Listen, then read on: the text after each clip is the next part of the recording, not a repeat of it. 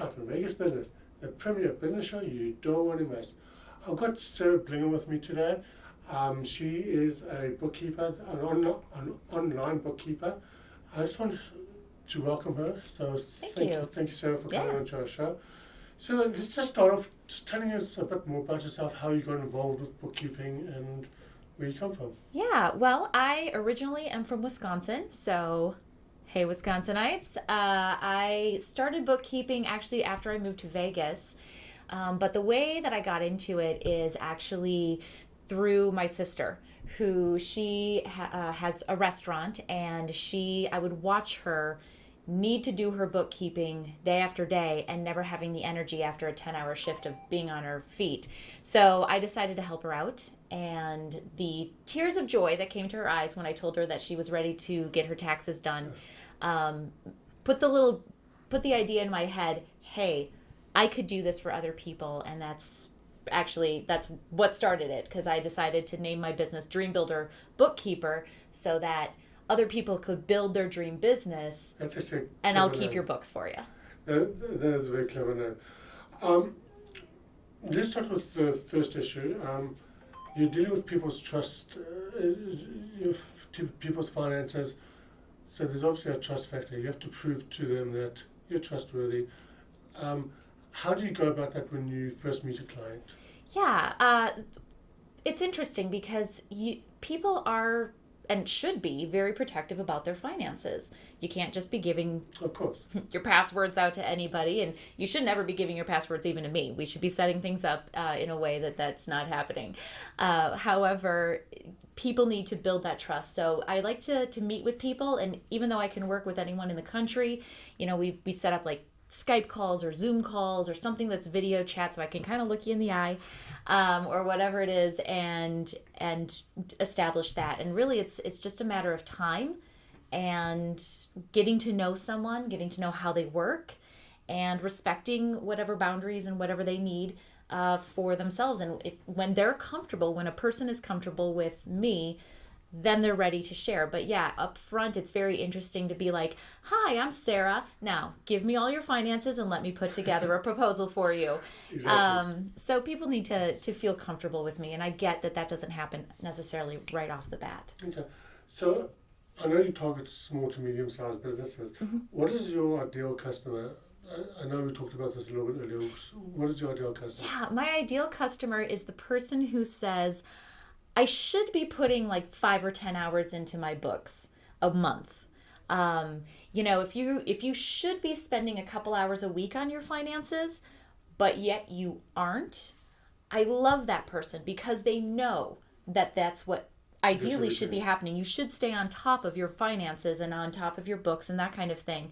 But we know entrepreneurs, right? There's just always too many hats that we have to wear. And as you can give some of those hats away to trusted people that have your back and are looking out for your business, a good big bookkeeper who can take those 5 or 10 hours a month off of your plate so that you're doing something other for your business. So I like those people who know that's what should be happening, but are ready to have someone else do that, who can then help them build their business through their financial statements. That makes total sense. I mean, there's also a lot of compliance issues, not only with the IRS, but, a lot of entrepreneurs are very guilty of this in that they use a lot of their business bank accounts for personal use. They want to buy lunch or whatever it is. Yeah. How do you help with that? Or can you help with that? I can only help as far as somebody is willing to be helped, but I will handhold as much as possible because that is a really basic thing. Keep your business separate from personal. And the way that I will say that is, for instance, I've worked with a few doctors' offices, and I've noticed, or anybody who has a business, but I'm just going to use doctors as an example. Dr. Smith thinks that she is Dr. Smith. She's not. She's Rhonda. By the way, I'm making up this name. So Rhonda is the personal side of things, and the doctor is the business side of things. And to kind of separate, I'm Sarah, I'm a bookkeeper. Right. that there's two things. And Sarah's expenses, my ice cream habit, shouldn't be mingled into Dreambuilder Bookkeeper. I totally get that. And I think that's actually one of the advantages of using a bookkeeper is that if you are using your business account for certain personal things, there's a bit of accountability there. You know, you think, oh, Sarah's going to be looking at my books.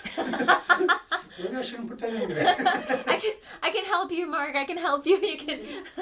Hey, is this personal? Let's put that in the other. And actually, just a quick tip. I actually say to have, like, I have a blue card for business and a red card for personal. Oh, okay. And I keep them in two separate places in my wallet.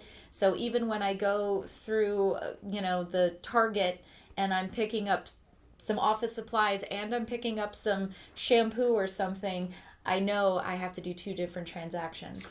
Now, I'm assuming that the reason you need to separate that is because there's some legal liability issues.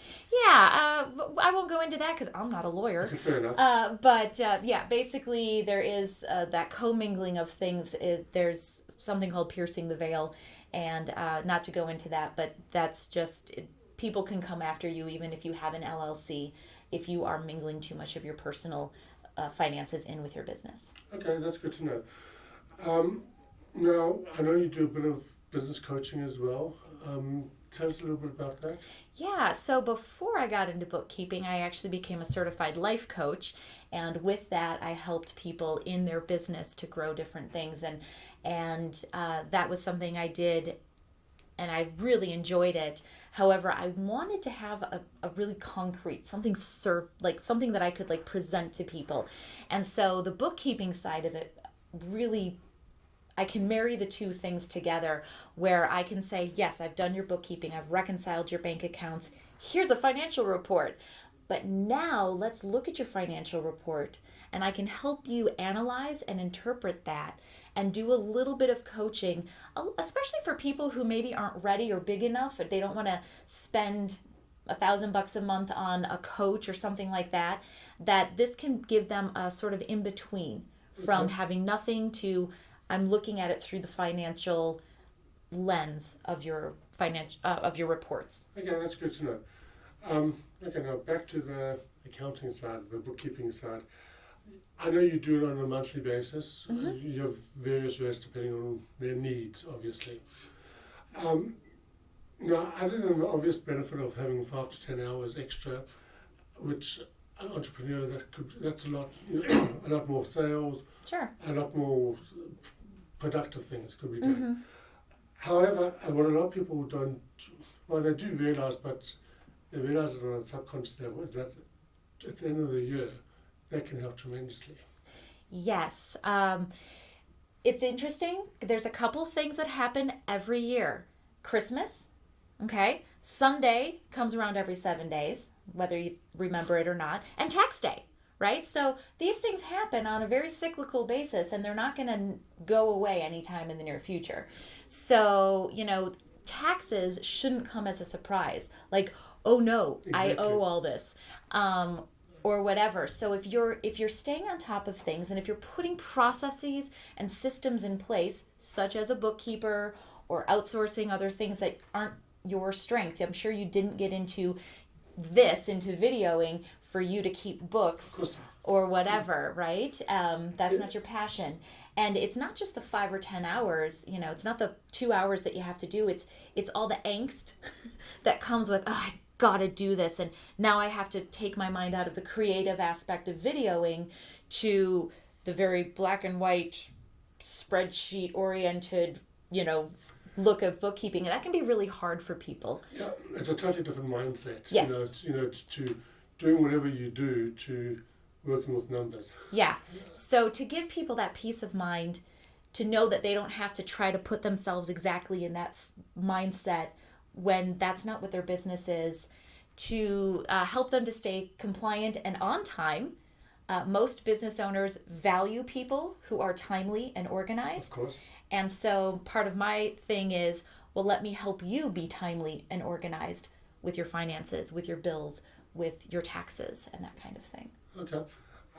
Now, do they have to use a specific software? I know you work a lot with QuickBooks. Do you work exclusively with QuickBooks? I don't work exclusively with QuickBooks Online, but I do work almost exclusively with QuickBooks Online. I'm also certified with Xero. I'm familiar with a couple of other softwares, but in America, we use QuickBooks Online. And for people who use desktop, I would suggest that they start thinking about moving away from desktop. That's probably something that will be going away at some point in the future. Not sure how far in the future, and really everything is moving cloud-based. So I can help you move from desktop to online if you'd like that. Or if you are really wanting to stay in desktop, I can work in QuickBooks Desktop as long as you can remote me in. Okay, that's good. Now, if somebody wants to use you, how would they get hold of you? What is the best way to get your details? Yeah, so my website, dreambuilderbookkeeper.com, 2 O's, 2 K's, 2 E's, 1 P. It's a really long word, but you just build it, Dreambuilder Bookkeeper. Or they can call me, what is my phone number? 541-525-0380. You're probably going to put my logo at the bottom, right? Okay, cool. It's down there. So that's probably the best way to reach me. Okay, that's good to know. Just as a last note, Sarah did sponsor our one non-profit earlier, Spirit Therapies. Spirit Therapy, sorry. Great non-profit. It is a great non-profit. We did their show earlier. You'll find it on YouTube and our Facebook page as well. So she is one of our sponsors. Go watch it. So thank you, Sarah. Thank you for that. Yeah. Thank you for coming on, and we look forward to seeing you again. Well, thank you so much, Mark. I appreciate it. Great. Thank you.